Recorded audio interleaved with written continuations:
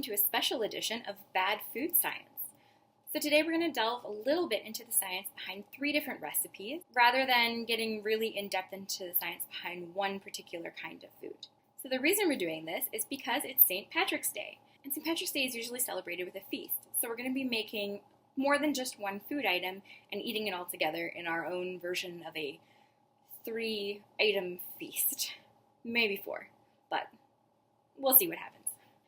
Before we get to the actual cooking and the science behind it, however, we need to talk about St. Patrick's Day. What exactly is it? Why do we celebrate it? And who is St. Patrick? So St. Patrick, according to the history books, was an actual person. And he was born in the 4th century. He was actually born Roman Britain, and he was kidnapped at the age of 16, taken to Ireland, and then sold as a slave. He did eventually escape, but he returned back to Ireland in order to convert all of the locals to Christianity. So by the time of his death, he was actually able to establish many monasteries, schools, and churches within Ireland for Christianity.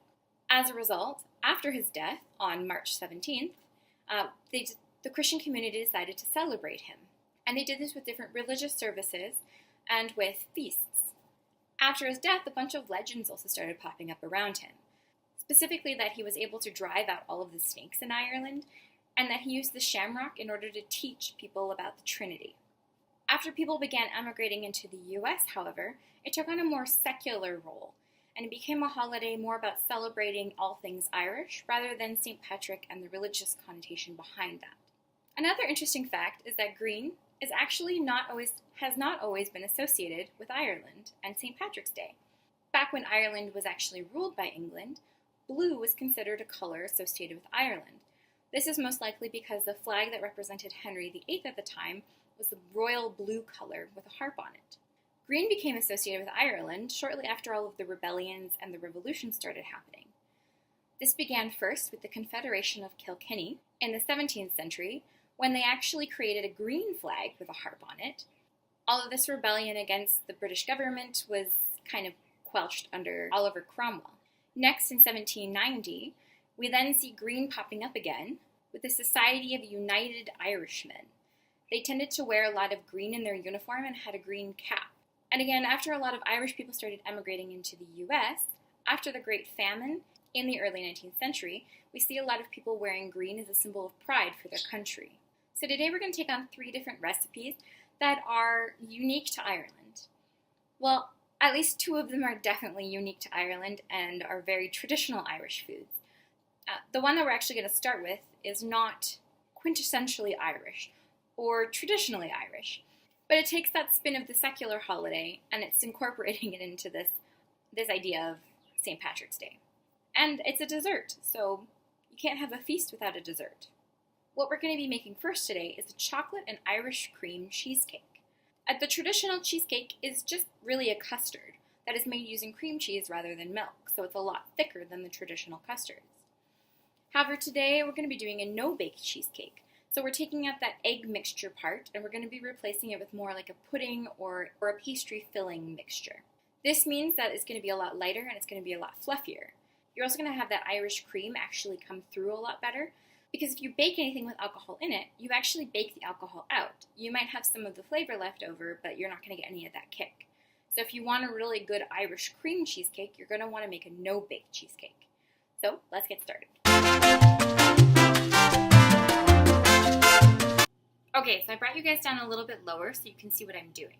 So our very first step, we're going to need a sauce pot, and you're going to put in 1/2 cup of butter.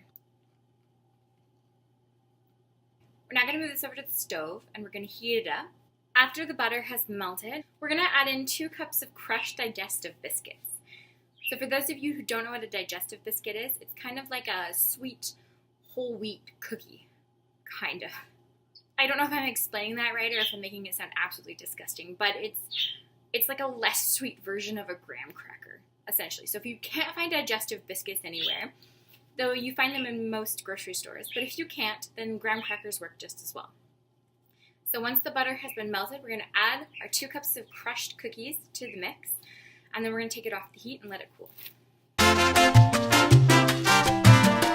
So now that our cookies and our butter have been heated and mixed together, we're going to put them into a pan. So the best kind of pan for a cheesecake is actually called the spring form. This means that the bottom is actually not connected to the rim of the pan, so that you can remove the rim from the pan after it's cooled or been cooked, and then you can remove the entire dessert out of the pan. I unfortunately do not own one of these springform pans, so instead I'm going to just use a really nice pie pan. Make it look nice inside of the pan because I can't remove it from the pan. So our very first step, we're going to put our cookie and bread mixture in, and we're going to pat it down.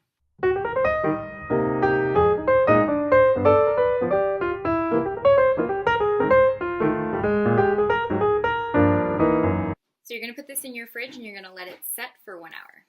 So next we're going to whip up some cream. The recipe calls for 1 1/3 cup of whipped cream. This is going to be folded into our cream cheese mixture later on.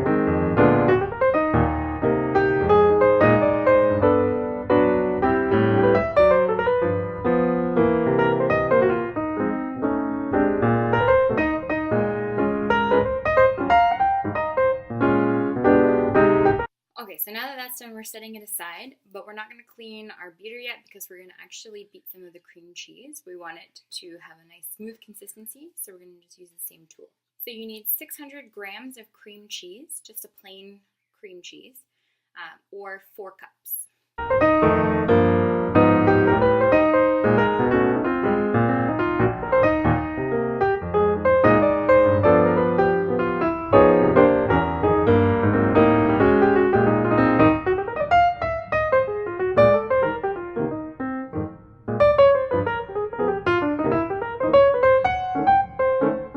So you want to make sure your cream cheese is softened. If it's not and you want to just kind of speed through, or you're lazy like I am, then you can just throw it into the microwave for 30 seconds at a time. Check it once in a while, and you don't want it to liquefy, you just want it to soften. Next, we're going to add in 100 milliliters of icing sugar, or confectioner sugar. This is approximately 1/3 cup plus 1.5 tablespoons. We're also going to add in an 1/8 cup of Bailey's, or your choice of an Irish cream liqueur, or 25 milliliters.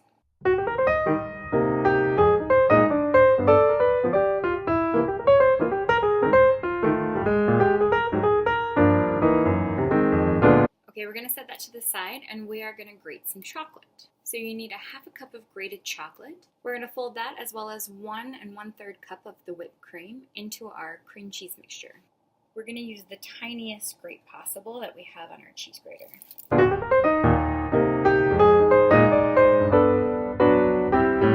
Okay, so now we're going to fold in our chocolate and our whipped cream into the cream cheese.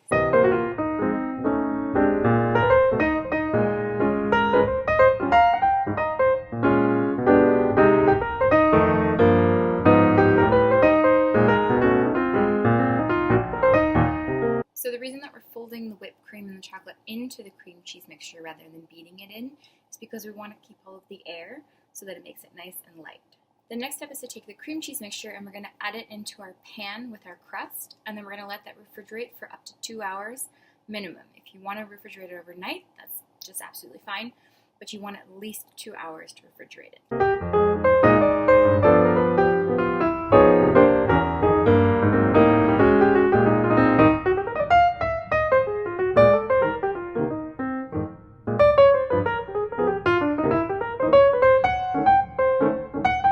Okay, so you don't have to cover in saran wrap, but I decided to do that just because we have lots of dogs, so there's kind of hair floating around, and our fridge is full of other food, so I don't want the flavors to seep in too much.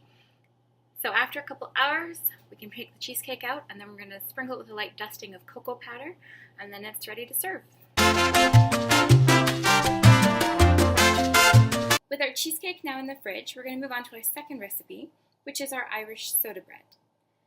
Now, I know in a previous video we did some pretzels and we talked a lot about the biological leavening agent, yeast, and we kind of touched on the fact that there's a second one, which is a chemical leavening agent, baking soda. That's what we're going to be working with today. Where the biological leavening agent, yeast, works by eating the different sugars and releasing carbon dioxide and alcohol for everything to rise, the chemical leavening agent, baking soda, is actually an acid-base reaction. An acid-based reaction, it works immediately. So think when you were in middle school and you did the volcano where you added baking soda with a vinegar. Baking soda is a very basic material. Vinegar obviously very acidic. You mix the two and you have an immediate reaction where it kind of comes up and out of the volcano. This is the same kind of reaction that is taking place with our baking soda in the bread, just with a different kind of liquid. Instead of using vinegar, anything with a higher pH would be more acidic than the baking soda. In this case, we're going to be using buttermilk, which has a higher acidity than, say, just your regular milk or your water, which has a pH of 7, so it's just neutral.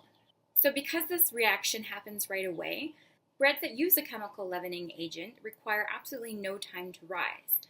In fact, right after you mix all the ingredients together, you want to get it into the oven as soon as possible, because that rise is going to continue from the minute you mix all the ingredients to until it's completely cooked in the oven. So this reaction is going to happen while it's still in the oven.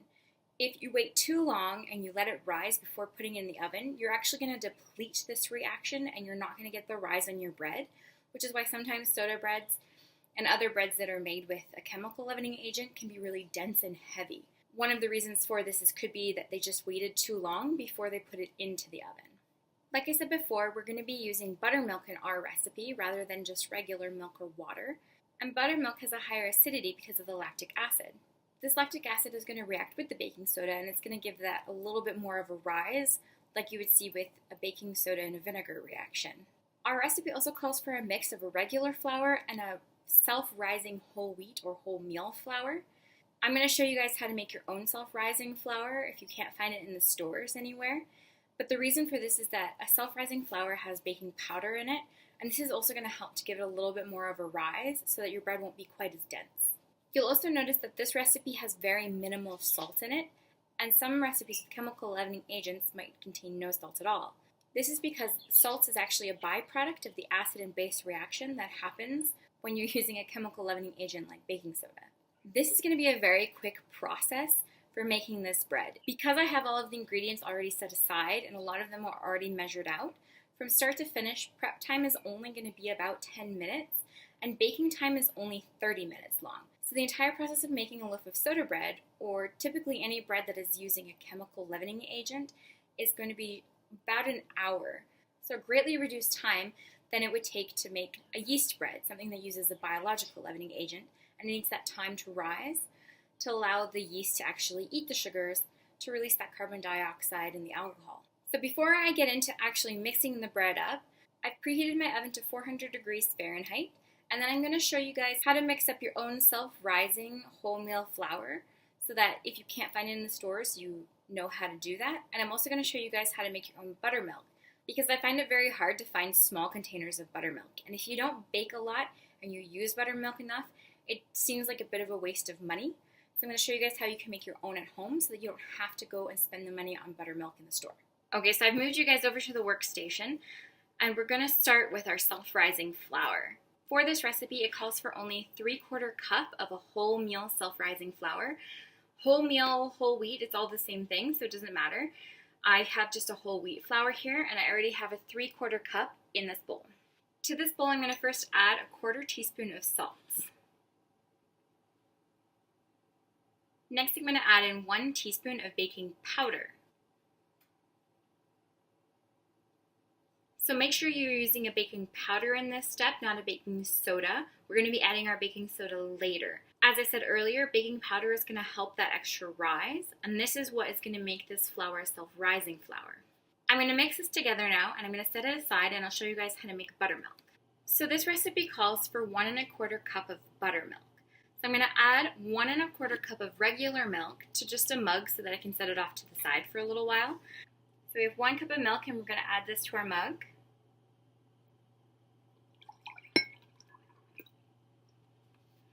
Now we're going to add a 1/4 cup.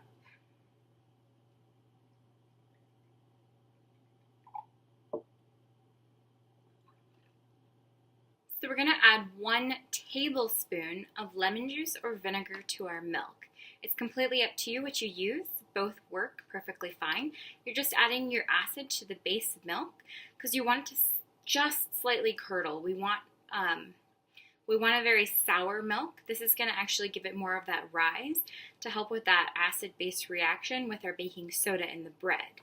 You can use fresh squeezed, it's completely up to you, but just from the bottle is fine. So now this is ready to use. We're just going to set it aside for a couple minutes here while we get the rest of our bread ready. So I'm going to let you guys know what I'm about to do because I'm not going to be able to stop and talk while I'm actually doing it, because this is a fairly quick process. So I have my 3/4 cup of homemade self-rising flour in my bowl. So to this bowl, I'm going to add a 1/4 teaspoon of salt, a 1/4 teaspoon of baking soda, and a 3/4 cup of all-purpose flour. Once I've stirred that together, I'm then going to add my buttermilk, and then I'm going to just briefly knead it until it's no longer tacky to the touch. And then I'm going to form it into a ball and place it on a lightly floured pan. I'm going to put a crisscross on top of it with a knife, just so that it has a little bit of room to expand when it rises in the oven.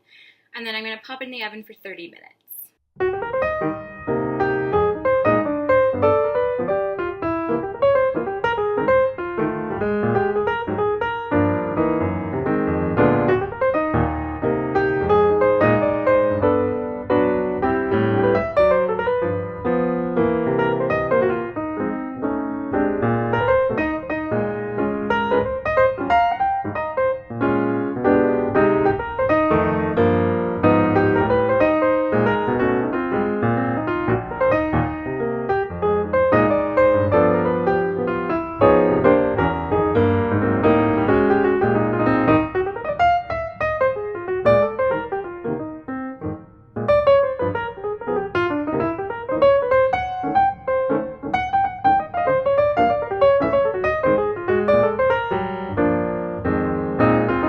So our bread is now in the oven.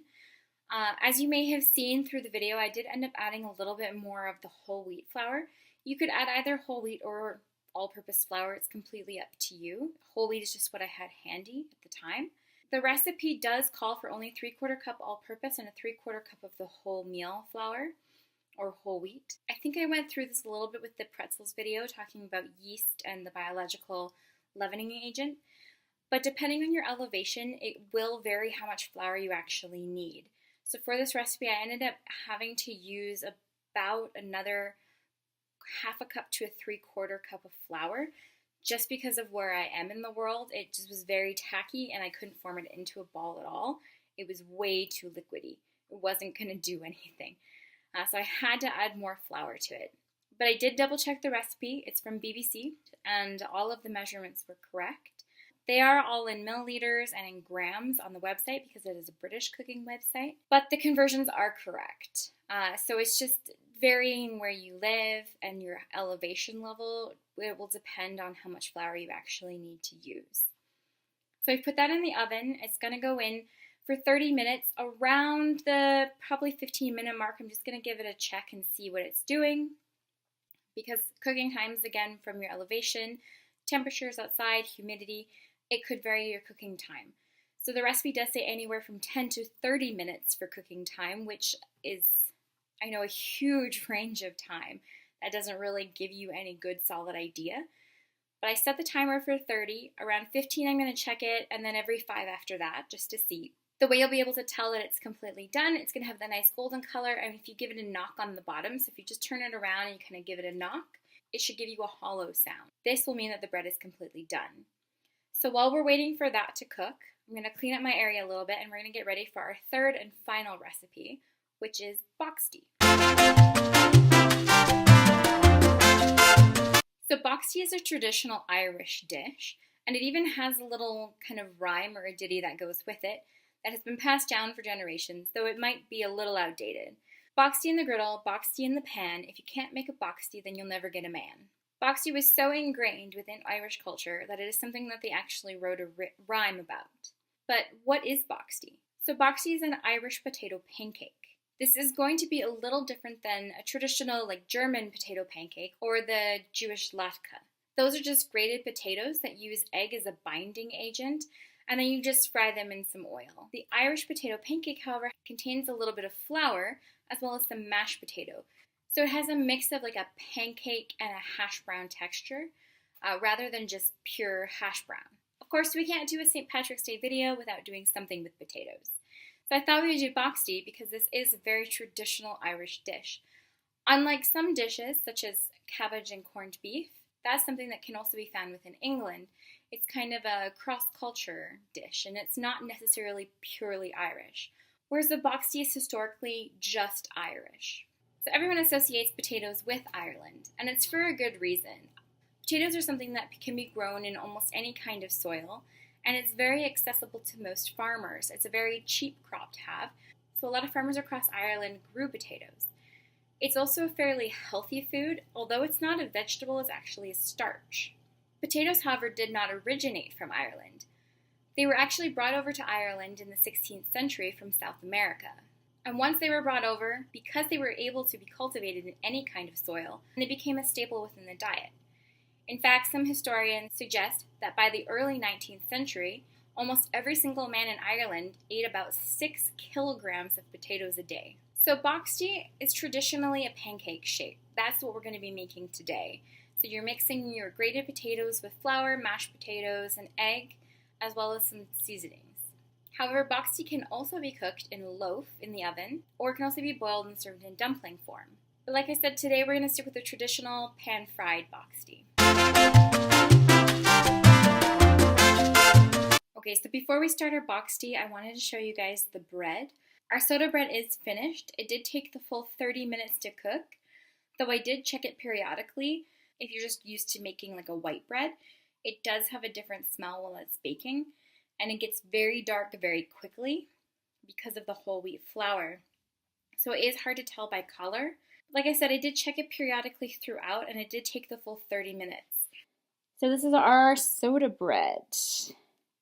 Okay, so now I'm going to bring you back over here. I'm going to start with our boxty. Alright, I have everything set up now to make the boxty. So the first thing that we'll need are 4 potatoes. I have both large potatoes and more of a medium-sized potato, just because I had a bag of potatoes, so I didn't really get to pick which ones I wanted. But I have 4, 2 large and 2 medium-sized ones, and that'll be enough.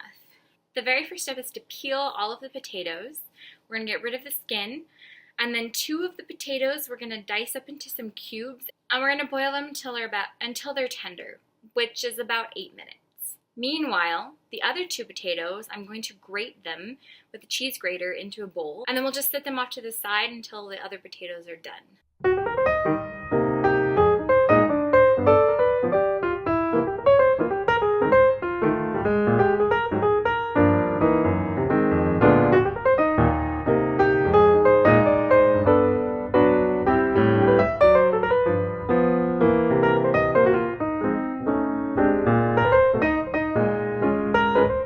Okay, so all of our potatoes have been grated, but we're still waiting for the other potatoes to fully cook. Once the potatoes are cooked, we're going to drain those and mash them up with a 1/4 cup of milk. Once we've mashed our potatoes with some of our milk, we're going to have to drain our grated potatoes.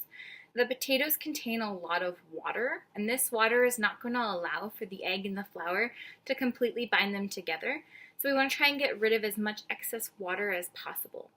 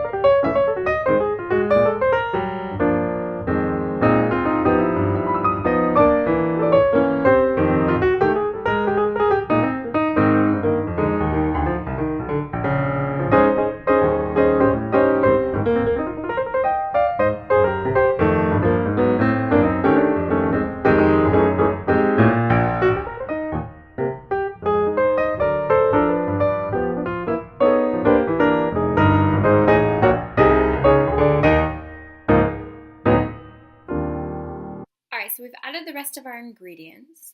The last thing you're going to need is 1 to 2 tablespoons of butter. Now this is just so that they don't stick to the pan when you cook them. So we are going to cook them more like a pancake than an actual potato pancake or latke. Those are deep fried in oil. So you're using about a 1/2 cup of oil in your pan, if not more, depending on how many you're cooking, because you're actually frying them like you would French fries or cannolis or something like that. Boxty, we're actually going to cook them more like a pancake. So rather than using oil in our pan, we're actually going to use butter. Now, with pancakes, when you're cooking those, you'll actually see bubbles breaking through the surface, and that kind of gives you a good indication of when it's ready to be flipped. The more bubbles they are, the more cooked that side is, and then you can flip them. We're not going to get that with boxty. So you want to cook them for 4 to 5 minutes and then flip them and leave them for another 4 to 5 minutes. This is something that can be served any time of the day, typically at breakfast, but today we're going to be eating this for dinner. So we're going to heat up some corned beef, which is traditionally connected with the United Kingdom, Ireland, England, Scotland, and we're going to eat that with our boxty. All right, so we're going to cook our boxty. We're going to heat up our corned beef, and we do this actually in a double boiler. You're going to steam it like you would a Montreal smoked meat rather than cook it in the oven. And please don't heat it in the microwave unless you absolutely have to. And then we're going to set our table for dinner.